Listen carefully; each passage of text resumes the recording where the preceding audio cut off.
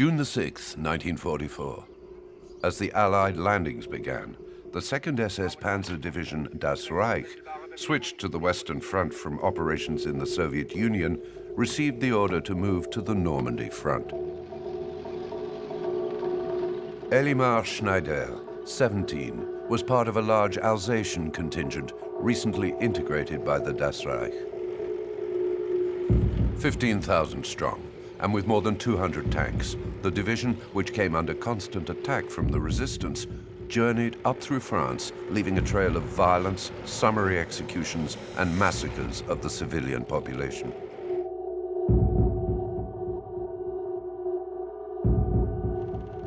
While the staff of the Das Reich, in the person of General Heinz Lammerding, had decreed the death by hanging of 99 people in Tulle, Violette Sabot, a London-based SOE agent parachuted a few days earlier into the south of France to coordinate resistance actions, was captured by the Das Reich at Salon-la-Tour. Not far away, the disappearance of Major Kempfer, abducted by Georges Gangouin's communist FTP, angered the commander of the 1st Der Führer Battalion, Adolf Diekmann. The village of Oradour-sur-Glane was chosen arbitrarily as a target for reprisals. The battalion followed methods used against civilian populations in Belarus, where in less than 4 years' occupation, 628 villages were razed and their inhabitants exterminated by formations of the SS. June the 10th, 1944. As in Belarus, the Das Reich shot the men in the barns of Oradour-sur-Glane, while the women and children were burned alive in the church.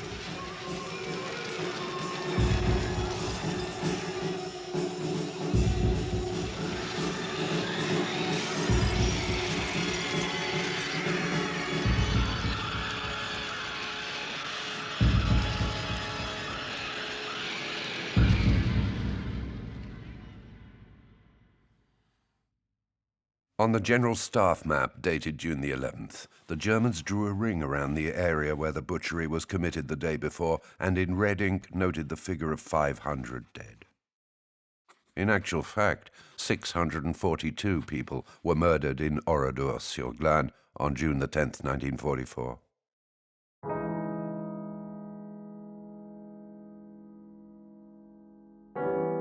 Of the men locked in barns and sheds, there were only 5 survivors. Of the women and children burned alive in the church, only Marguerite Roufange survived. For Diekmann, this was also about completing the training of the rookies under his orders. These young Alsatians, Ukrainians, and Hungarians had only just joined the Das Reich. Before the massacre, they hadn't been blooded, as extermination strategists in the East called it. None of them now could claim to be innocent of the crimes of the SS.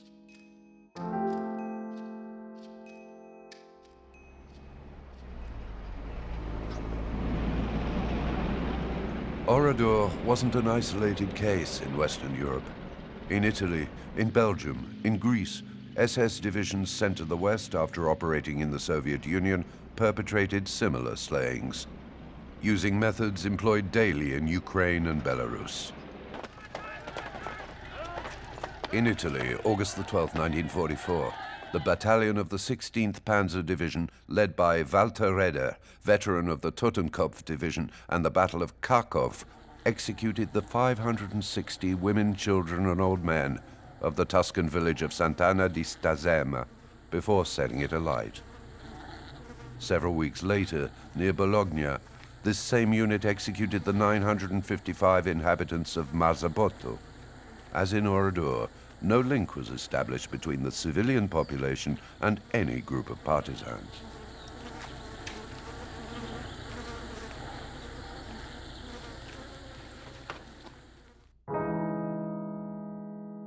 When leaving Oradour-sur-Glane, Diekmann asked his men to say nothing of the events of the day. If necessary, they would say they had discovered an arms cache belonging to the resistance to justify the repression. As for Helmut Kampfer, whose disappearance triggered the massacre, He was executed on the direct orders of Georges Gangouin after the head of the communist FTP heard of the SS crimes in Oradour. His body was never found.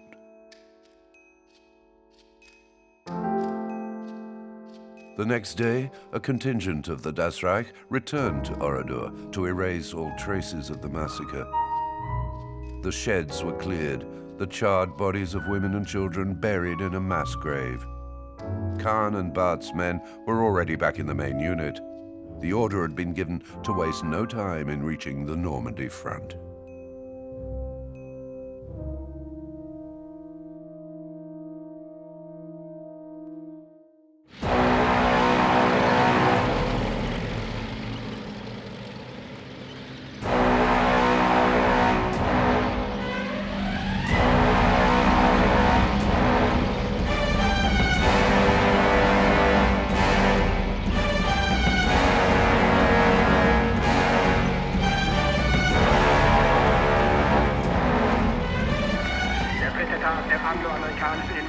War wiederum durch den pausenlosen Einsatz der feindlichen Luftwaffe gekennzeichnet. Zur Unterstützung der eigenen Kräfte kamen Verstärkungen aus dem Westen und aus dem Reich heran. Aber es war nunmehr deutlich, dass diese Kräfte nicht ausreichten, um den Feind wieder ins Meer zu werfen.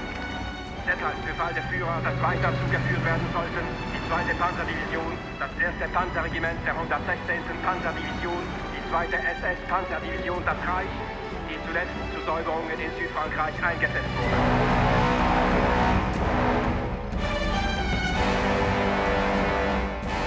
June the 12th, 8:45 a.m. The Der Führer regiment was en route north to the cities of Tours and Poitiers.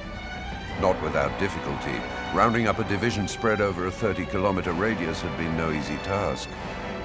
What's more, its equipment and combat vehicles were in an alarming state. 60% of tanks and 30% of half-tracks were unserviceable. The defective Panzers should have been ditched between Montauban and Tulle. Lammerding complained to his superiors. Despite these annoyances, the Das Reich still held a few trump cards, in particular the dozens of Panzers that left Montauban on flatbed cars heading for Normandy.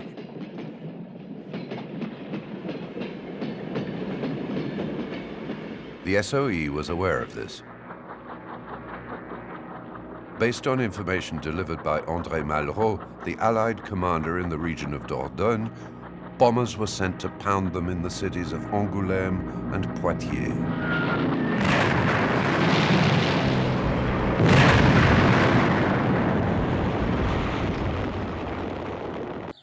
Philippe Liévert, head of Violette Sabot's commando unit, asked the Gaullist secret army to step up sabotage operations. The electricity supply to the German submarines based in Rochefort was cut. The Paris to Limoges railway line was dynamited.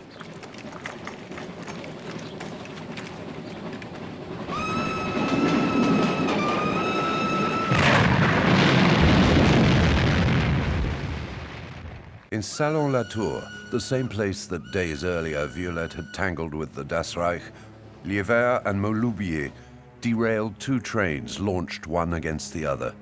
It took the Germans 2 months to repair the rails. By June the 13th, 91% of the 1,055 operations against the railway programmed by Allied command had been carried out. As for Violette Sabot, she was in deep trouble. Captured by the Das Reich, she had been handed over to the Gestapo in Limoges. Her true identity had quickly been discovered, and the task of interrogating her had fallen to the executioner of Tulle, Aurel Kovac. Her SOE comrades couldn't bring themselves to abandon her. A rescue operation was planned for June the 16th. Twice a day, Violette was taken out of her cell and walked between two policemen to Gestapo headquarters. They had to take advantage of those 200 meters during which she was not handcuffed. Maloubier was to fire at the two policemen from the back seat of a car before taking Violette. The day came, but SOE commandos drew a blank. That same morning, Violette had been transferred to Gestapo headquarters in Paris.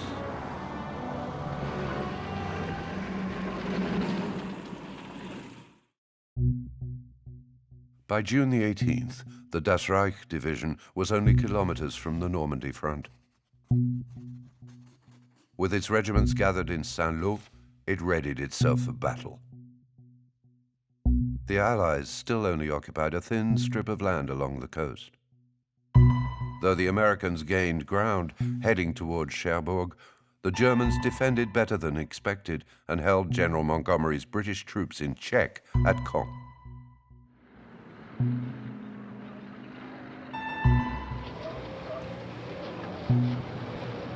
While equipment was being unloaded on the landing beaches by the Allies, Charles de Gaulle, just back on French soil, was given an ovation in the liberated town of Bayeux.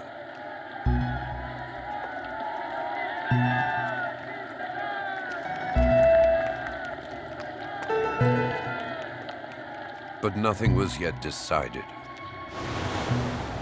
Taking advantage of a storm to cut the Allies' supply lines, the Germans took back the advantage. This was the decisive moment for the Das Reich, which had only lost 40 men on its slow climb toward the north. Elimar Schneider, the Alsatian from the Deutschland regiment, had a heavy heart as the fighting drew near. On the way, a huge aircraft flew over us. At the same time, we heard explosions. It didn't bode well, and my heart began to beat faster. I thought it must be an American bomber getting rid of its last bombs that it couldn't drop over Germany. Hitler, who by now was directing operations personally, decided to attempt a breakthrough between Caumont and Saint-Lô. On June the 29th, 4 Panzer SS divisions were mobilized to take back Bayeux, with the Das Reich in the vanguard.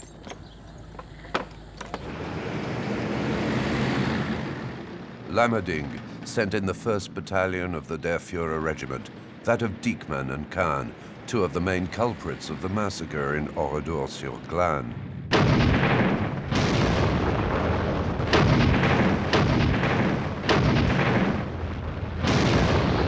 German propaganda emphasized the decisive nature of the battle and the fighting spirit of the troops on the ground.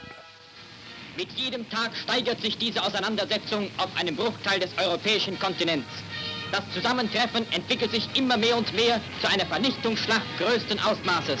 Deutsche Panzer, Sturmgeschütze und Artillerie auf Selbstparapette stoßen im Raum von Bayeux zum Gegenangriff gegen britisch-amerikanische Einheiten vor.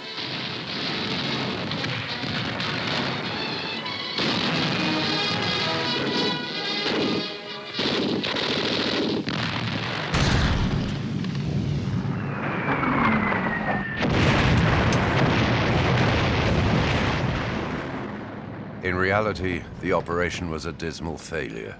It ended in carnage for the Germans.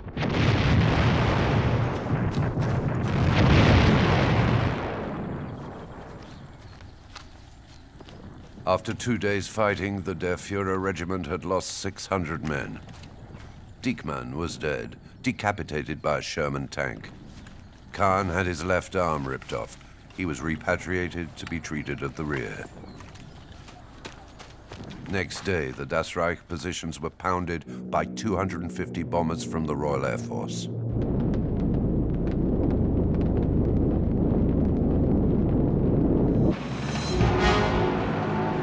During the month of July, the Wehrmacht fell back but held firm.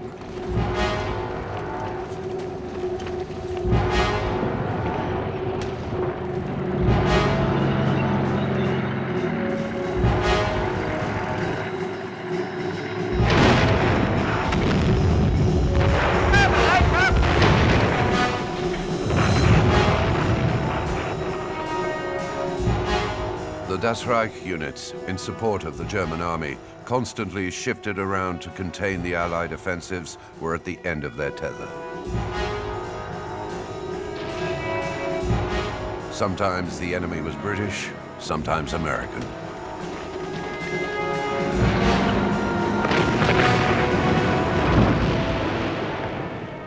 Successes were short-lived, and the balance of power was shifting daily in the Allies' favor.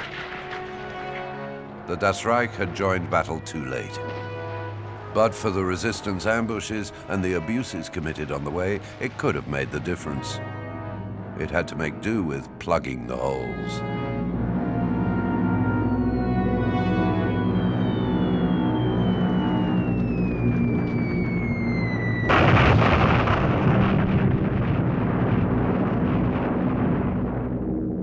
Operation Cobra commenced on July the 24th. No fewer than 4,000 tons of bombs rained down on Normandy in what was the largest display of carpet bombing in the Second World War.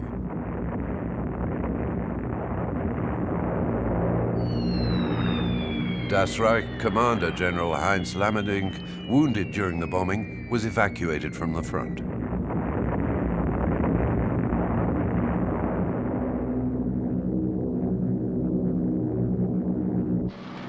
The Americans, maintaining their positions, gained ground everywhere.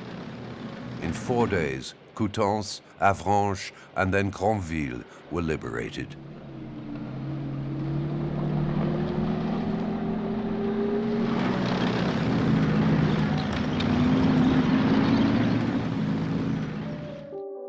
At the rear, in the region of Saint-Lô, a welcoming committee awaited Kahn, who was recovering from his wounds. A military SS judge had come to hear his version of events in Oradour-sur-Glane. The apostolic nuncio and the prefect of the Limoges region, who visited the scene of the massacre, had complained to Pierre Laval's government of collaborationists. I want to emphasize that the village of Oradour was one of the quietest towns in the region, and its hard-working, peaceful population was known for its moderation.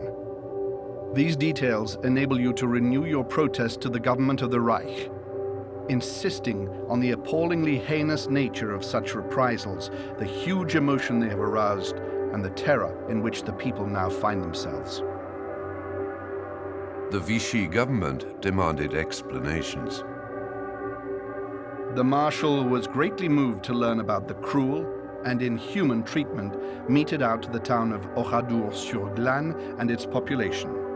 Having made a solemn protest to the head of the German government about such acts that nothing can justify, he proposes to send, as soon as circumstances permit, a member of his cabinet to bow in his name at the scene where so many innocent victims and even children met with the most appalling death.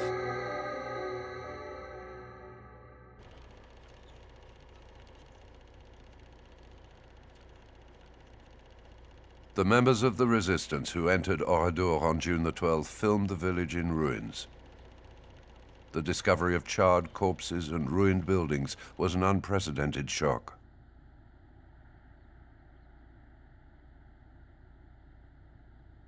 They sent a damning report to London based on the testimonies of the survivors and evidence provided by forensic examiners. In his statement, Kahn stuck to the line dreamed up by Diekmann. Oradour was hiding stocks of weapons for the resistance. The SS judge, who delivered his verdict 6 months later, aligned with this version of events. Internally, the case was dismissed. French protests were not passed on to Hitler. The Führer's special envoy refused to disturb him for something so trivial. Hitler had other fish to fry. Outraged by what he saw as his general's defeatism and the military setbacks on the Normandy front, Hitler decided that the counterattack would take place at Mortain. It would be led by the 2nd Panzer Das Reich Division. Its mission, beyond all reality, was to throw the Allies back into the sea. Feuerkommando! 384 Krieg! Sie willen 192! Salve!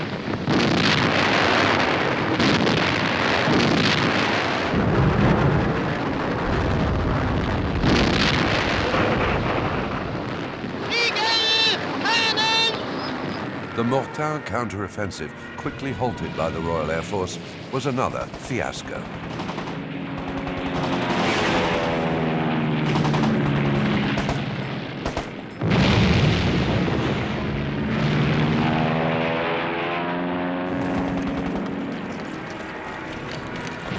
Heinz Barth was evacuated from the front to have his wounded leg amputated. The Das Reich was decimated. From over 200 operational panzers, it was reduced to 15.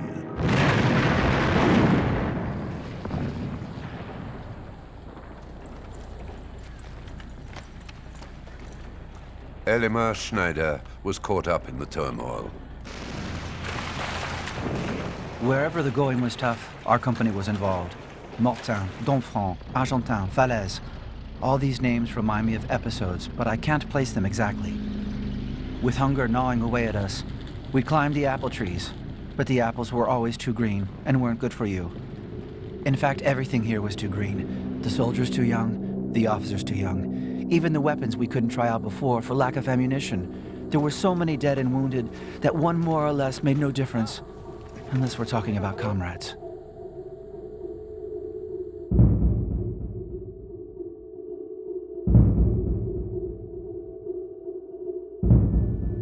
Even in the heart of the battle, the Waffen-SS divisions continued to hunt down partisans and notch up war crimes. On August the 13th, 1944, 18 people were eliminated in Tourouvre dans l'Orne and part of the town burnt. American prisoners of war were summarily executed by the Das Reich on the pretext that they looked Jewish.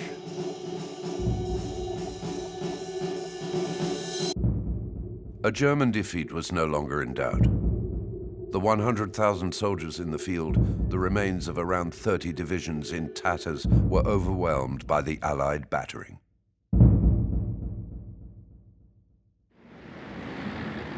On August the 14th, the Wehrmacht Chiefs of Staff gave the order for a general withdrawal.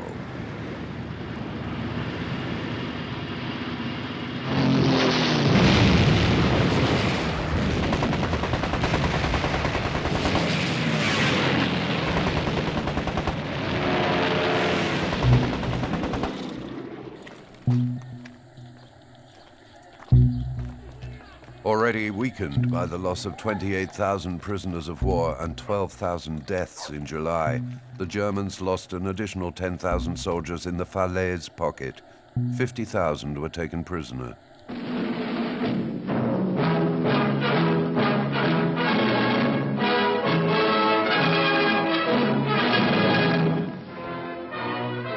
Dans l'énorme charnier de Caen jusqu'à la Seine, Hitler a vu sa puissante armée réduite en lambeaux par les blindés britanniques. Là, l'Allemagne a dû payer ses dettes. Pendant 40 jours de combats acharnés, Montgomery a fixé les blindés allemands. Puis, ce fut le déluge de fer et de feu noyant la puissance allemande. D'abord, un par un, puis par centaines, les prisonniers allemands sont dirigés vers les camps de concentration, édifiés par leurs soins à l'intention des patriotes français.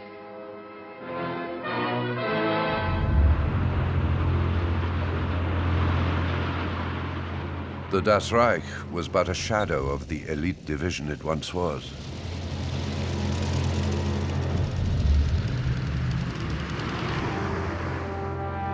Those who miraculously survived the Battle of Falaise slipped through Allied fingers at the last minute.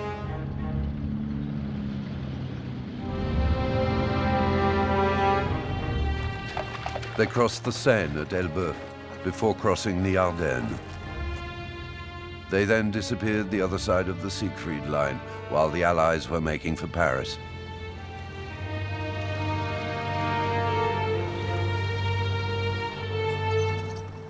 On August the 15th, the Allied landings in Provence on the French Mediterranean coast opened a new front to the west and accelerated the disintegration of the German forces, putting an end to any remaining hopes of recovery.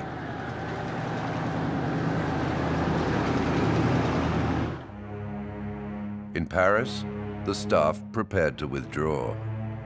The Gestapo's most valuable prisoners, resistance leaders and SOE agents, were evacuated.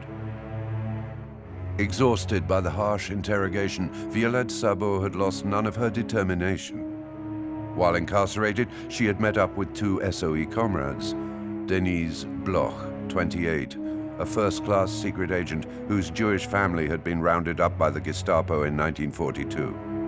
and Lilian Rolf, 30, half Russian, half British radio operator, arrested during a French police crackdown.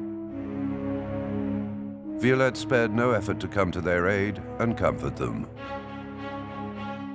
The nightmare was coming to an end, she promised them. In reality, it had only just begun.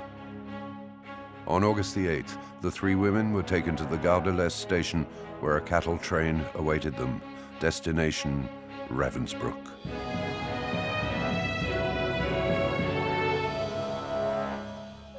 Located some 90 kilometers from Berlin, this concentration camp for women was overcrowded.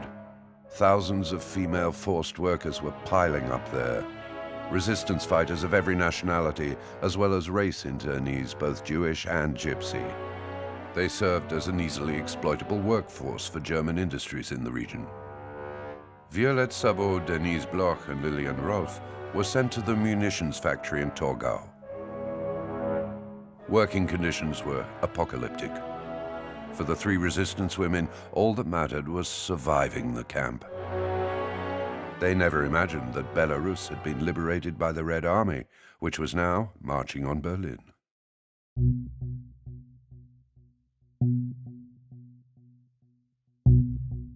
While Paris had been liberated on August the 25th, the outline of the Great Reich was shrinking with each new Allied victory.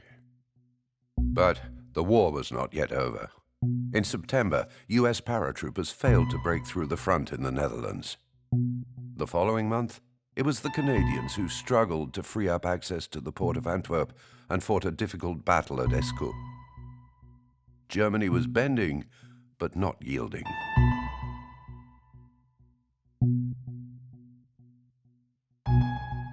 Hitler decided to attack the Anglo-Americans in the Ardennes, where they were billeted.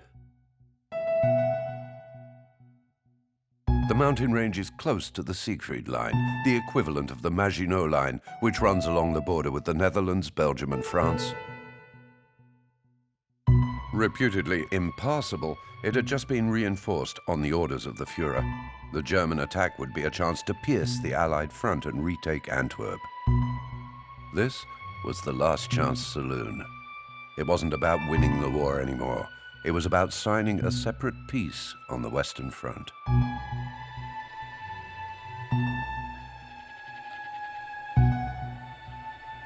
Back in Germany, where it had taken refuge, the Das Reich was licking its wounds. Alsatian Elimar Schneider, like the rest of the division, was recovering from the harsh fighting of the summer. I celebrated my 18th birthday in Rosebeck. It was the first time we had some relative peace. The ranks of our battalion were swelling visibly. Young Hungarians and Germans joined us. The news came in December. Hitler had given the order to take back the Ardennes from the Allies.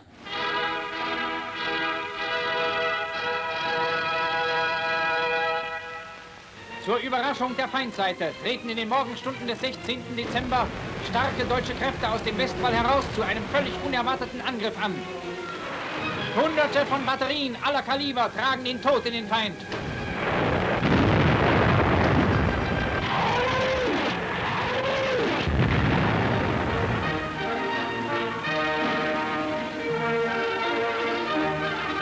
Zusammengeschossene amerikanische Infanterie. Hoch sind die blutigen Verluste der Amerikaner schon in den ersten Stunden. Heinz Lammerding, who had recovered after being wounded in Normandy, was keen to get back on the horse. The Das Reich was renewing its offensive. With the Rundstedt offensive triggered, it was action stations once again. After tasting the joys of life, we were scared again. Very scared of dying.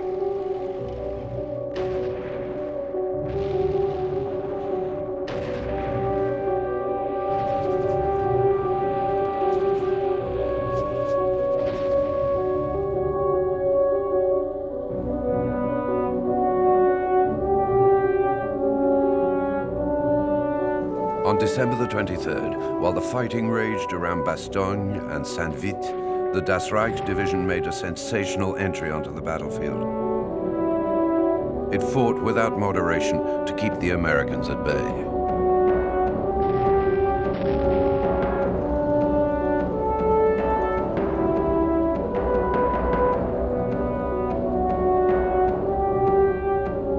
But once the front was set, the SS made no headway. Doubt set in. Alsatian Elimar Schneider sank, like the rest, into the American quagmire. At night, while the corporal and I were sleeping the sleep of the just, our company received the order to take back a hill from the Americans.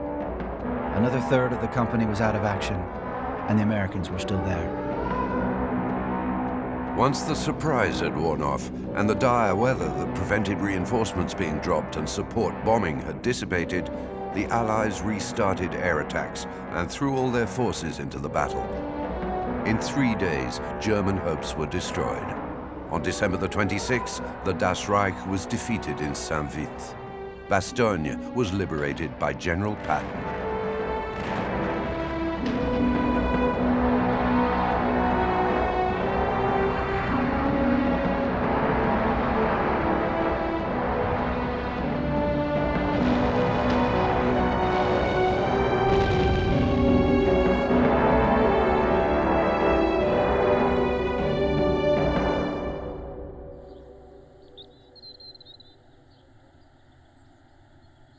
In the months following the Ardennes defeat, the men of the Das Reich were no more than cannon fodder. Dismantled into 3 groups to face the Soviet advance in Czechoslovakia, Hungary, and Dresden, the SS division was wiped out by the Soviets in the last exchanges of spring 1945. Like so many others, Aurel Kovac, who had picked out the hanged men in Tulle, was killed in the fighting.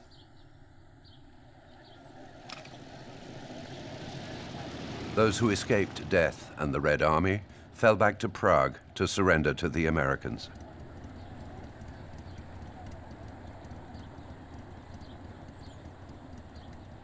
The whole of Germany was a heap of ruins.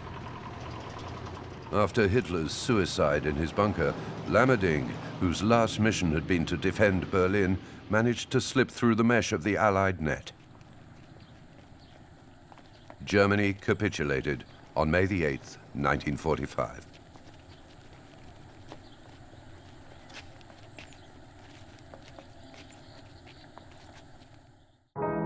Violette Sabot would not taste the victory to which she devoted her young life.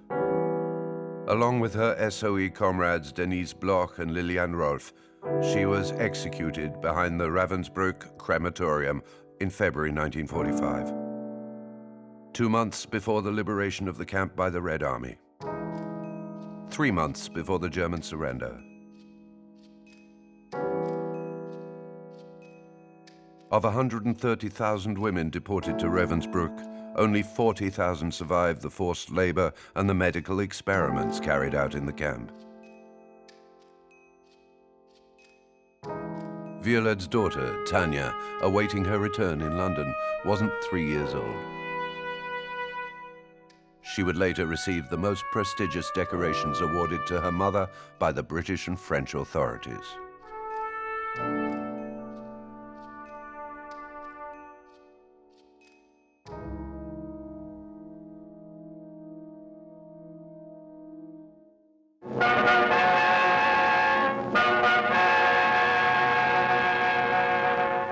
Le général visite Oradour-sur-Glane, anéanti par les Allemands. Vous êtes notre sauveur, lui a dit le maire d'Oradour. Nous vous demandons d'être notre vengeur. Après une visite au cimetière de cette ville cimetière, le général de Gaulle a dit « Si nos amis nous aident, tant mieux. Mais il nous appartient de faire justice et d'empêcher le renouvellement de tels crimes. » The war was over, but the crimes of the Das Reich lived on in memory. From 1946, the Tulle hangings and the massacre at Oradour-sur-Glane were mentioned in post-war courtrooms. At the Nuremberg trials, the prosecution tried in vain to find out who had given the order for the massacres. None of the Das Reich officers was present. The question remained unanswered. Until the beginning of the next decade. In January 1953, after 7 years' investigation, the Oradour-sur-Glane trial opened in Bordeaux. A law passed in September 1948 enabled the collective responsibility of the accused to be tried. It had been passed in order to sentence the SS for its crimes, for it had been established at the Nuremberg trials that it was a criminal organization. Robert Ebras and Marguerite Roufanche, 2 of the 6 survivors, came to present their testimony. The military court in Bordeaux had to investigate the responsibilities of 21 accused, including 14 Alsatians who claimed they were innocent. They were press-ganged into the SS, they protested. They were known as the Malgré nous, which means against our will.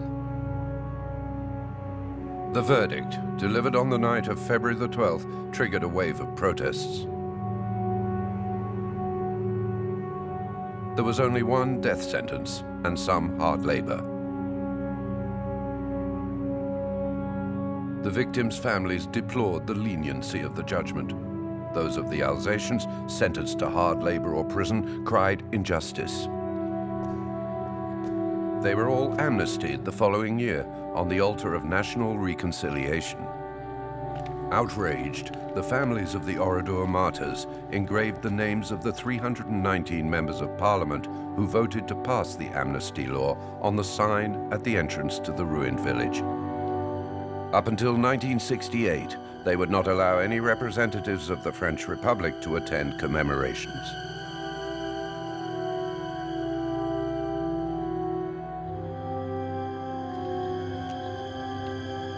The protests also concerned those hanged in Tulle. The victims' families pushed for the extradition of Heinz Lammerding, the Das Reich general who had issued the order for the hangings. Sentenced to death in absentia at the trial in Tulle in 1949, the former Waffen-SS officer was living a quiet life in West Germany, as this December 1965 report shows. Lammerding habite ici, 1 rue des Faucons, à côté de l'aéroport de Düsseldorf. À Düsseldorf, aujourd'hui, Lammerding est dans l'annuaire. Il est entrepreneur de travaux publics, son nom figure sur ses camions, et pendant les 3 jours de ce reportage, il nous a été impossible, même par surprise, de le rencontrer.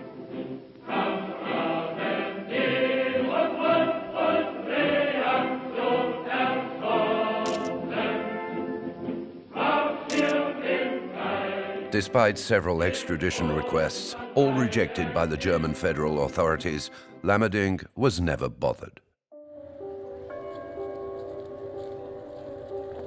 He died aged 66 in Bavaria on January the 13th, 1971. His comrades in the SS and the Das Reich paid him a glowing tribute at his funeral.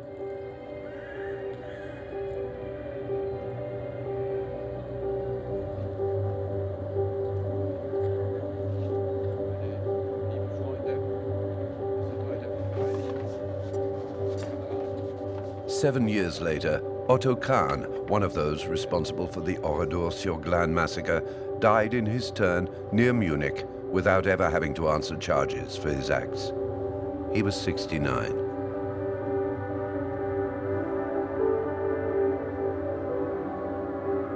Heinz Barth, his subordinate, although sentenced to death in absentia in Bordeaux in 1953, made a career in an industrial cooperative.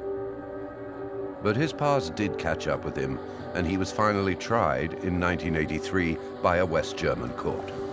Im Auftrag des Generalstaatsanwalts der Deutschen Demokratischen Republik erhebe ich Anklage gegen den ehemaligen Obersturmführer der Waffen-SS, Heinz Barth, geboren am 15. Oktober 1920. Ich beschuldige ihn, an Kriegsverbrechen und Verbrechen gegen die Menschlichkeit mitgewirkt zu haben. Robert Ebras, the Oradour survivor who had come to testify in Bordeaux, made the journey. Heinz Barth's trial was also followed in France. The media and the TV news gave it prominent coverage. Heinz Barth a 63 ans. Toute sa tête est une mémoire absolument parfaite. Il est autorisé à s'asseoir car il a été amputé d'une jambe après la bataille de Normandie. Il parle devant le tribunal comme devant le tableau noir, c'est-à-dire qu'il récite sagement, précisément son histoire. C'est l'histoire banale d'un SS minable devenu tortionnaire et assassin pour la seule raison qu'il voulait être promu officier. Sentenced to life imprisonment for his part in the Lidis and Oradour massacres, Barth was released in 1997. He died 10 years later in Grancy, town of his birth, after a quiet retirement at the age of 87.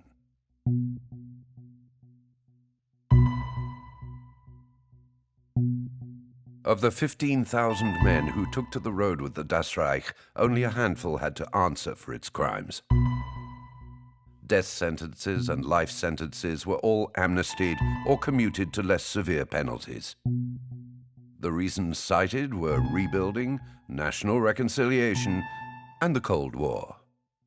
Of the Alsatian volunteers and the against our wills that made up the lion's share of the troops in 1944, none served the slightest prison sentence.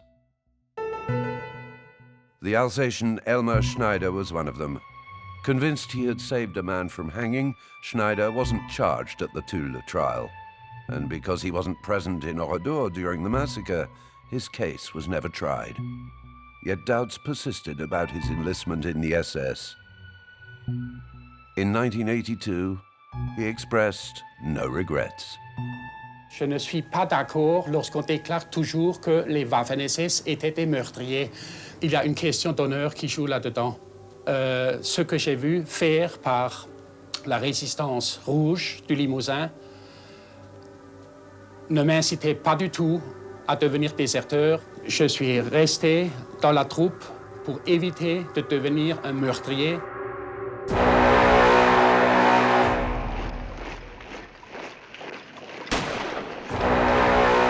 aussi un ordre puissant où chaque membre reçoit une instruction morale et politique